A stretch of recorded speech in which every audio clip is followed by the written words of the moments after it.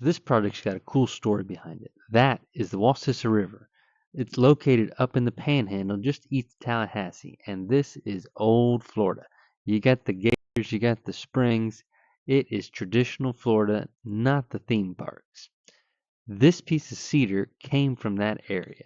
My cousin's got a buddy who's got a timber company, and they cut this tree down and took it to the sawmill and got it all cut into a bunch of slabs. And he told me, he's like, hey, can you turn this thing into a bar? I need a bar on wheels for the barn so I can get it out of the way when I don't need it, but that we've got a nice place to sit around and talk and have some drinks when we're ready to have a good time on a Friday night. So of course I was like, yeah, sure, of course, we can make that happen. I get the CNC, I put the file in there, and let that thing get to work. The CNC is a fantastic tool, and I tell you, I loved watching it cut all this out. It was fun to be able to put that thing in the map and just let it go to work. And you can see I can only cut about half of it at a time. And so you want to talk about nerve-wracking. You got a one-of-a-kind slab of cedar, and you got to line it up just perfectly so that both cuts line up, and you don't have some awkward little side, river being cockeyed. So luckily, I got it lined up. It lined up perfectly. Looked like it was all one cut. We made it happen, as you can see. A whole bunch of cedar dust. Now, if you want to, there's a lot of different wood out there. Few wood smell as good as cedar. And so it wasn't the worst thing in the world that it created a whole bunch of dust, because that was a nice smell to have around the shop.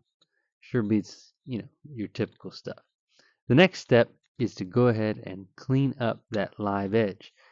I wanted to make sure that there was none of that dust and dirt and grime left on there, so I got a wire brush attachment that I put on the drill. You can see I'm just moving it back and forth, kind of get it all cleaned up before I hit it with the sander. If you don't clean that up, the finish is not going to stick. So you got to make sure it gets all cleaned up. Got it all cleaned up, ready for the epoxy pour. Okay, so we've got this river cut out in this cedar, and the next step is going to be to seal some of the inside parts and fill a couple of the knots with some epoxy before we do our deep pour in order to fill that river up. Because if I try to fill it up now, there's some holes in here, some bug holes and stuff, that epoxy is just going to fall in there, and we're going to end up wasting a whole bunch of epoxy. So we want to fill those holes up first. I'm also going to cover some knots with some black just to make sure that things don't get stuck in there down the road. So we're going to get that filled, seal that area off, and then we'll come back in a couple of days and we'll pour that blue for the river. So we're going to mix. It shouldn't take a whole bunch, so I'm going to use these as little measuring cups. Equal parts A and B.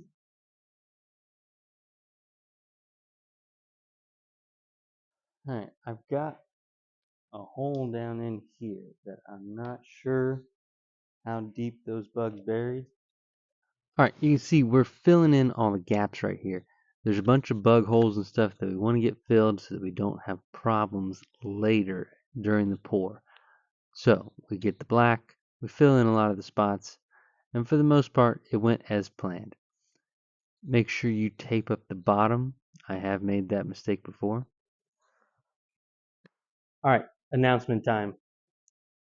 I've put together a full-length course just for you, and specifically those of you that have kids. This is a full course on woodworking. Now, this is going to be part of an entire system that I'm creating. It's called Shop Class. Now, many of you, if you're my age or older, probably had shop class back in school, right? You go, you learn, you work on some stuff, you learn how to use tools. I mean, shoot, I learned how to do welding when I was in shop class. All that kind of stuff. The trades were taught in school. Many schools don't teach that anymore. So, I, having learned a lot of that stuff, I'd like to pass it on to you. So rather than you having to search YouTube for all the different videos and hope you're finding the right one, you can go buy this course. This course will have full lesson plans with detailed instruction, videos with each lesson, full build plans with pictures, a video that goes along with it, everything you need. And this is not an AI course. This is me sitting there. I've been working on it for basically a year. I've put all this together. It'll be me in the videos showing you how to build all this stuff. So go to bringshopclasshome.com. The link will be down in the description. Also down there, you'll find a promo code. If you buy before January, getting the pre-sale, because this is available in January, it's going on pre-sale right now, you'll save 50 bucks, right? $50, usually a $150 course. For you, it's $100 if you buy it before January 2025, because first Monday in January, all that's going out. It'll be in your inbox. You'll be the first ones to have it. You'll get it at a third off, right? You're saving $50. So somehow I've deleted or messed up the footage of the pour, but you can see mixing epoxy is just following instructions, add your color, and then make sure that the pour goes smooth, and make sure you have a torch by to pop any bubbles. All right, so while that Epoxy River is drying, we're going to work on the logo. Now, the logo basically needs to be 2 interlocking W's. I'm going to make those out of walnut. I've already ripped this down and cut them to the length that I want them. We're going to figure out how we can get those W's lined up how we want. We'll glue the 2 W's up separately. Once those dry, then I can interlock those W's. So the goal is to use half lap joints. I need to lay it out and kind of get a feel for what it's going to look like. Okay, so there's many ways you can do half lap joints. A lot of guys like to do it on a table saw. I'm going to do it on the miter saw since I got to find these angles and there's not a ton of them. I think I can get through it a little bit quicker. So I'm going to use the stop that comes with this. I'm going to use another piece of scrap wood to get the cut piece that I'm cutting off of the fence so that I can use the full depth. And that way I can just kind of set the angle with the miter saw, make that first cut right on the line, and then from there I can just kind of take off as much material as I can, clean up with the chisel, and we'll get it all set. So first I need to make sure that my depth is correct. I've marked it on my scrap wood. Alright, so I've got my stop at the 1/2 inch that I'm looking for because this is 1 inch thick material. Now we'll start with the longer pieces. I just need to get this angle. You see the stop, cut it right to 1/2 inch. I'm on that line, so now I can just take off the rest of that material.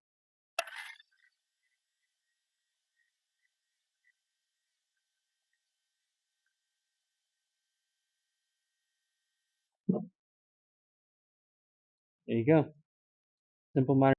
Alright, ignore that stuff in the background. That's a different project. What we got going here, I've cut the half lap joints for our W, and so we're going to glue them up. And then we will trim that excess once the glue up's done, because that'll just be easier that way. We'll get the flush trim right around.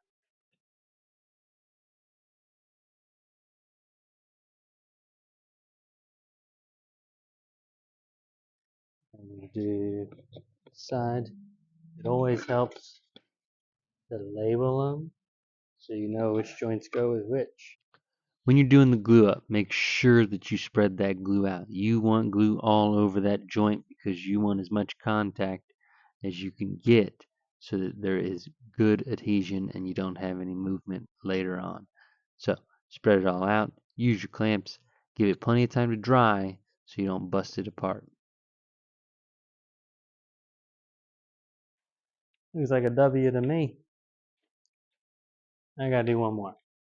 So I told you that there's more than one way to cut these half lap joints. A lot of people use a table saw. You can see with this W already in place, it's a little bit tougher, but it's very doable. I did that for a couple of the pieces, but make sure that you come back later and you can see right here, clean it up with that chisel. You're gonna end up with like a whole bunch of ribs, like kind of a rough surface. You want to clean that up because when you put the glue on, you want flat surface to flat surface.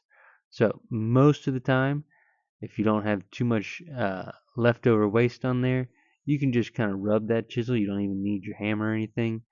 and use the sharp end to clean up all that and give yourself nice flat surfaces to do your glue up on.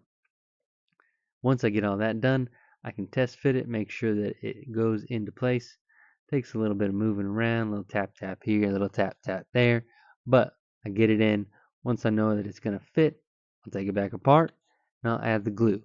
Always do a dry fit before you add the glue, because the worst thing in the world if you were to put that glue on before and then have to come back later. It's just a mess. Okay, do a dry fit, make sure it's exactly how you want it, and then you'll be good to go. You can see right here, now that all the epoxy is dry, it is time to flatten it all out. I can tell you, each pass it got more and more satisfying. The cabinet itself is very simple, like extremely simple. Just gonna put some glue on there and then pre-drill and screw in all the pieces, because I'm gonna add trim, so I'm not worried about the screws being visible.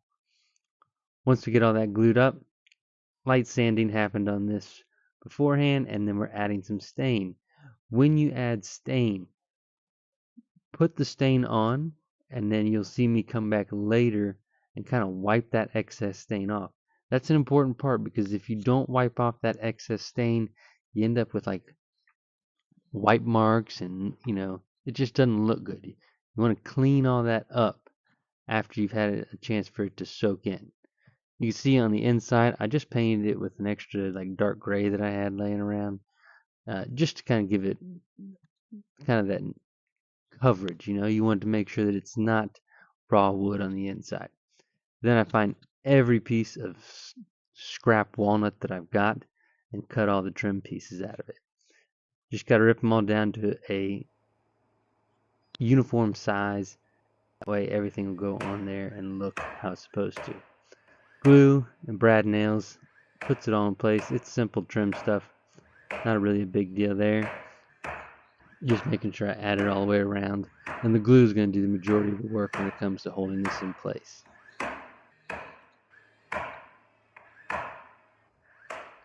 Trim goes all the way around, sides, front. Then we're going to get ready to put those W's on there. But I'm not going to just put the W's on there flat. I want to bring them out a little and backlight them. So what I didn't show all of the process, but what you'll see is I test fit right there, and then I marked it and add these little EF spacers and just nail those in place. That's going to bring my logo off of the surface, give it kind of that 3D look. And you can see I'm running all these wires for the lights to get them tucked away, hide them as much as possible. Obviously you can't completely hide them because they have to be visible in some sense. But once I get them all where they want them, it's time for finish. Finish goes on, spraying a lacquer on this. You want, because it's a bar top, you gotta make sure it's basically waterproof. So I throw a good layer of lacquer on there, sand it, and add some more. Same thing goes for the bar. Get it on there. I love putting finish on walnut, man. It really pops. Lay it on there. Don't go too thick because you don't want drips, especially when you're spraying. But make sure that you get good coverage. There's the lit up logo. I tell you, that thing came out real nice. Put some wheels on it, delivered it to my cousin, and it is a beautiful piece. I tell you, that epoxy really pops. That river came out just right. Everybody's happy. This was a real fun project. Make sure you like and subscribe, and we'll see you next week on Crafted in Florida.